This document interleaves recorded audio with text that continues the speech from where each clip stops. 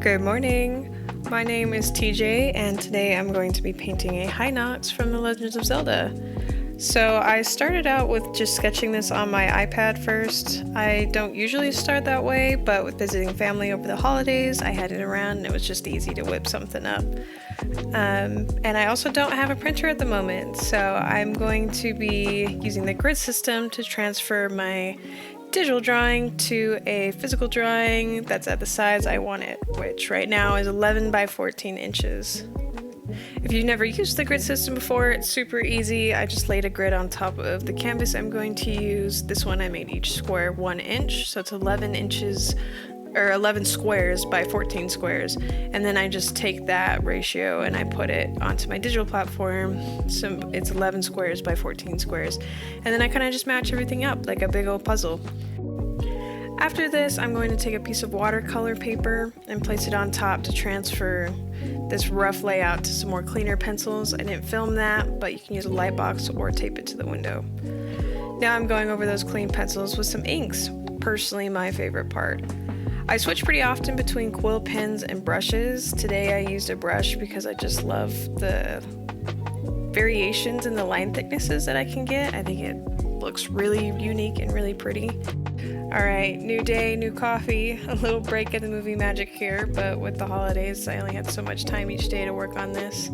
This is just an ink I picked up at an art store recently. I'm trying it for the first time today and ended up actually really liking it. So I'm switching over now to a quill pen, and this is for the more fine details that I don't want such an organic look to. And when I use quill pens, I always like to take a piece at the bottom of the paper to practice some lines. This just makes sure that I'm stable and confident and nothing's wrong with the tip of my quill pen. Sometimes they get bumped or damaged in storage and travel. Quill pens are a little harder to get used to, especially if you're used to something like the micron pens, but they give a really nice texture to the paper that I think feels really organic and is fun to look at and feel, and they're really fun to draw with as well.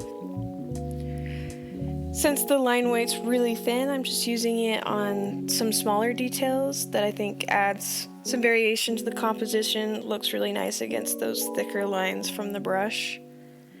I also use it for different materials, so it looks nice having the rope and the swords in that thinner line quality.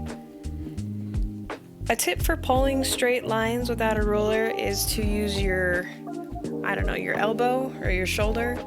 So you're not using your wrist at all, you're kind of pulling your whole arm back at the elbow.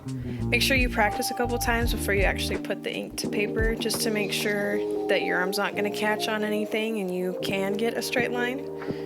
It does take a lot of practice though. You can see I'm still not very good at it.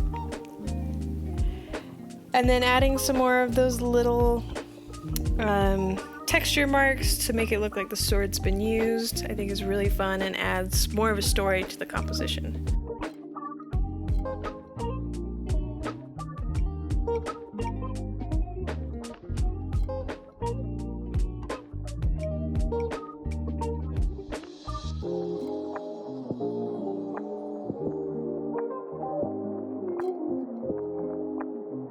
Okay, now I'm going to switch my pen nib out for a B5.5.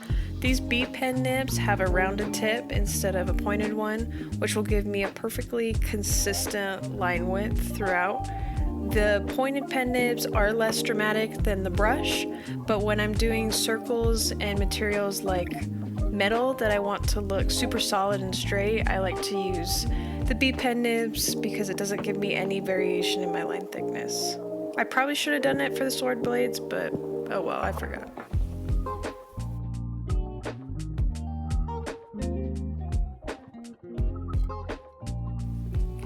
When drawing circles, you're just going to want to go really slow. That's why these pen nibs are helpful, because you can lift off and start again at any point and the line thickness will stay the same, so no one will notice.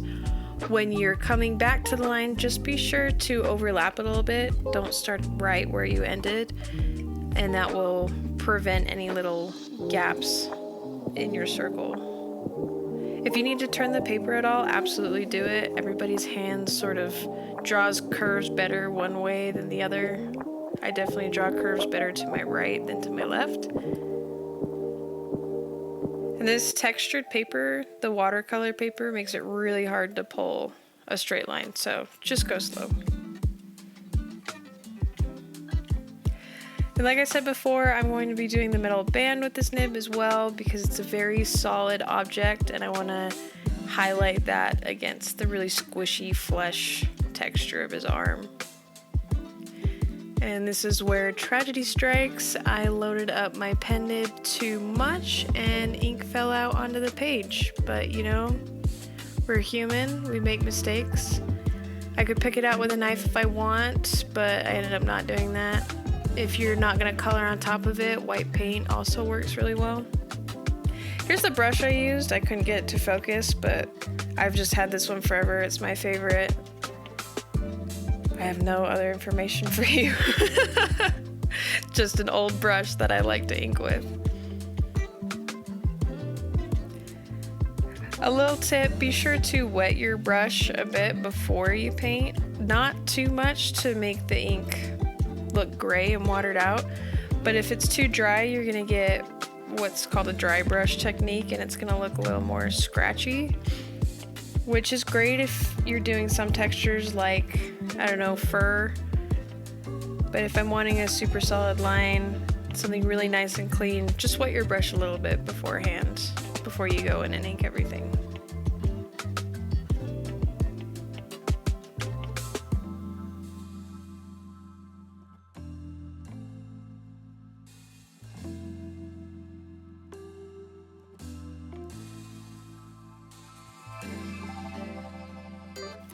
Going back in with the pen nib to add texture throughout the rest of the body. His nails are a different texture than his skin, so I'm going to do that in the finer line weight and try my best to hide some of this ink splotch. This is when I can get really carried away adding all these finer details. It's really fun, but it is really easy to do too much and overcrowd your work.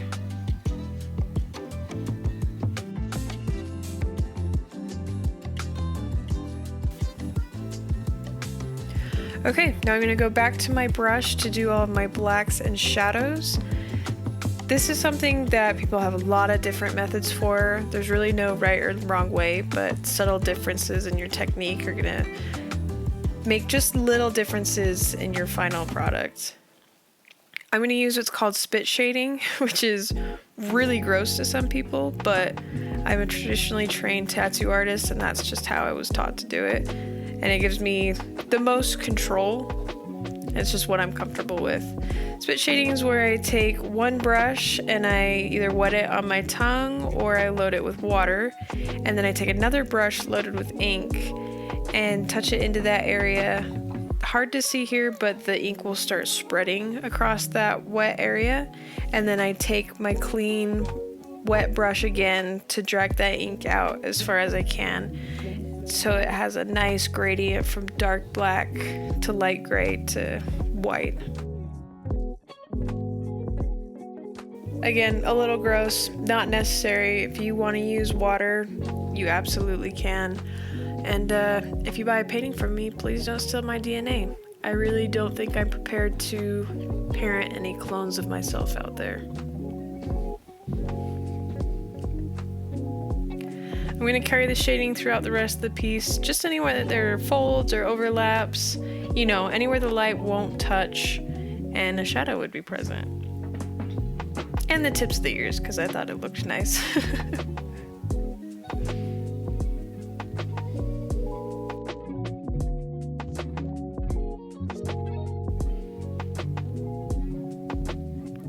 He is a big guy with lots of fat rolls, so I've wanted to highlight that with lots of lines and shadows indicating the skin sort of rolling over itself.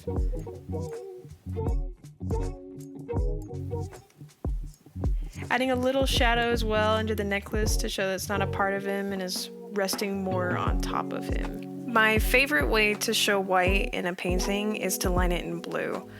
It really makes it stand out on top of that black line work, and it gives it that really light feeling to it. This is just a mixture I have of a teal and white ink. I don't have specific brands, I just grabbed whatever was available at my local hobby store. But I am just using the same pen nib as before and going in and lining all of those strands. This way I don't have to paint any of the hair. I can just line and shade it with this blue and it'll give it that white look instead of a heavy dark gray look. Hair is super fun to ink as well because there's so many different line weights that go into it to make it look really flowy. I like to start heavier at the top and then release the pressure as I go down to have a nice thin taper at the end. And I do that with each strand, which gives it a lot of movement and flow. His skirt's made of a different texture as well. He's got the sort of, I don't know if it's supposed to be leather or fur loincloth, and then a lighter sort of white skirt around him. So I did that in the blue as well.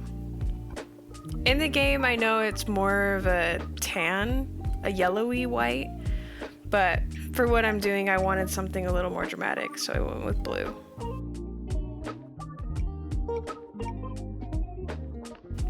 As you can see, we put those shadows on. It just gives it a really cool, almost earth-real look to it.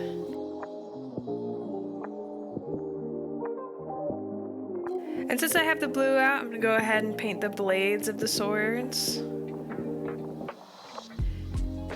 And the little hairs that he's got sticking out from his neck and his chin. Gives him more of that monster, unkempt, gross look to him. Speaking of gross, I'm gonna put yellow on his toenails now. Nails are technically clear, I guess. I don't know what you would consider a nail. But putting the yellow on the edges gives it a really gross, smelly, unkempt look to it.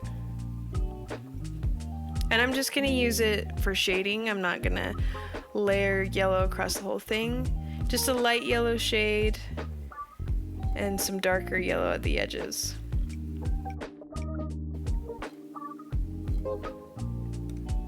It is a fantasy creature, but I imagine the nails and the horns are both made of keratin, so I made both of those yellow. And then his ears and his eye in the game are pretty yellow. I did all of that with an ochre, and now I'm gonna go in with a lighter yellow for the eye to give it more of a transition. I just want the eye to be more of a solid yellow than a yellowing, decaying nail look, if that makes sense.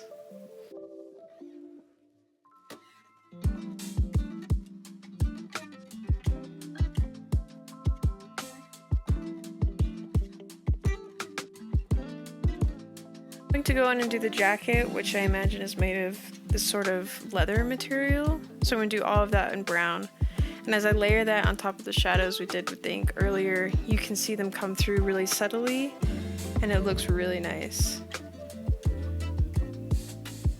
However, I want the jacket to look a little heavier, so I'm going to go in later with more of an opaque brown to go on top of those shadows to give it a much heavier look.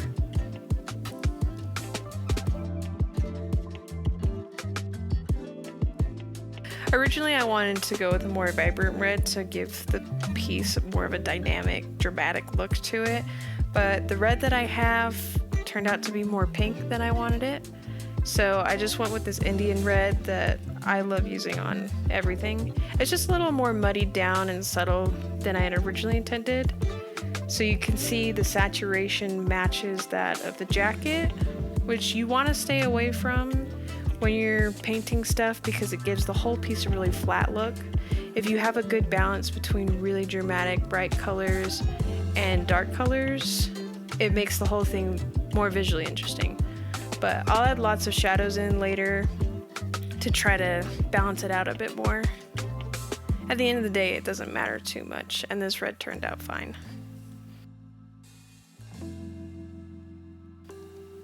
I guess I forgot to record it, but I have that metal band shaded in brown instead of black, and that's because, well, one, yellow turns really muddy and gross when you shade it with black, so I usually like to shade it with brown anyways. But if you have a nice gradient from brown, yellow to white, it looks like gold.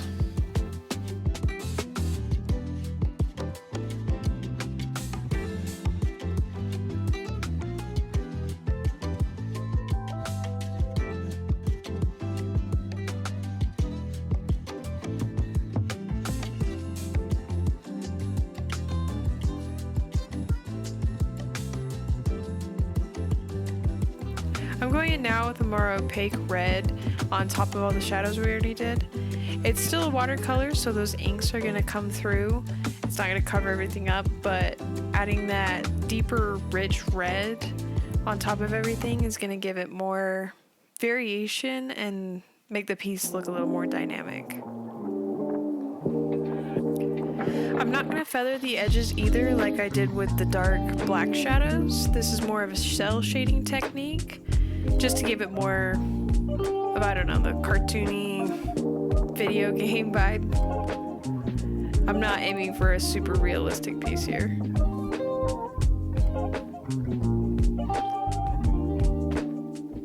And I'm going to carry this throughout the rest of the body, just going over all of the shadows we've already done.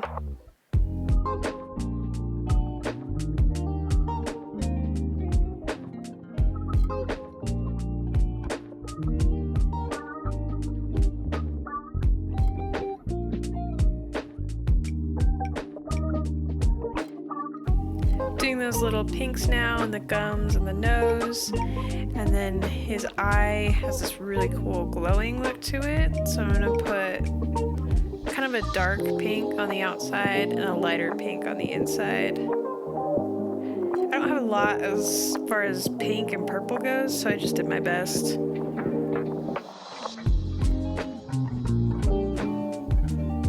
I don't think the original Hinoxes have beads on their necklace. I'm pretty sure it's just the weapons and shields from his vanquished enemies that you can pick up.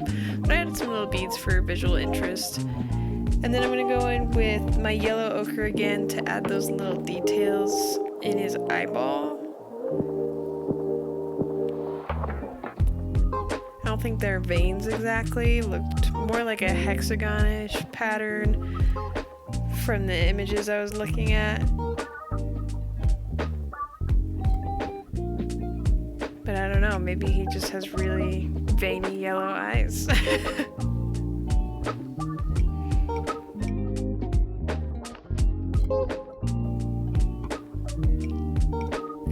eye also has this blue hue in the center. I should have done this with my ink when I had it out because my blue watercolor is just a little bit different, but it's not too big of a deal. And then I wasn't sure what to paint these swords. I didn't make them super accurate to the game. I just kind of drew a random sword. And I didn't want to leave these little bits open.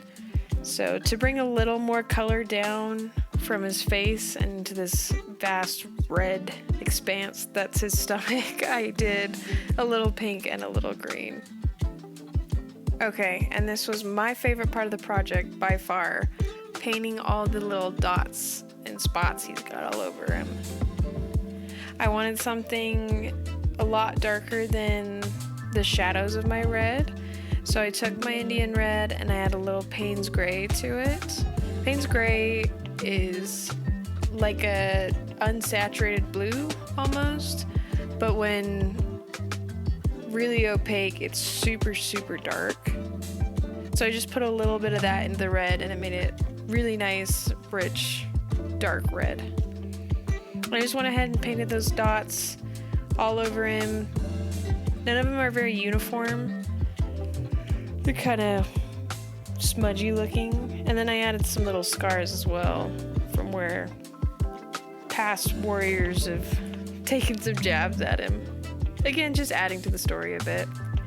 And then I didn't think of a background at all, really. So this one was definitely a little rushed. Just did a little green at the bottom, blue at the top, but that's okay. It looks fine. Now I'm going back in with my white ink to add some more details. The little hairs at the top got a little too lost for my taste, so I went and brought them back out with white. Added some details to the eyes. And then I decided that his horn needed a little texture. I probably should have done a lighter brown because this was a little too heavy, but that's okay.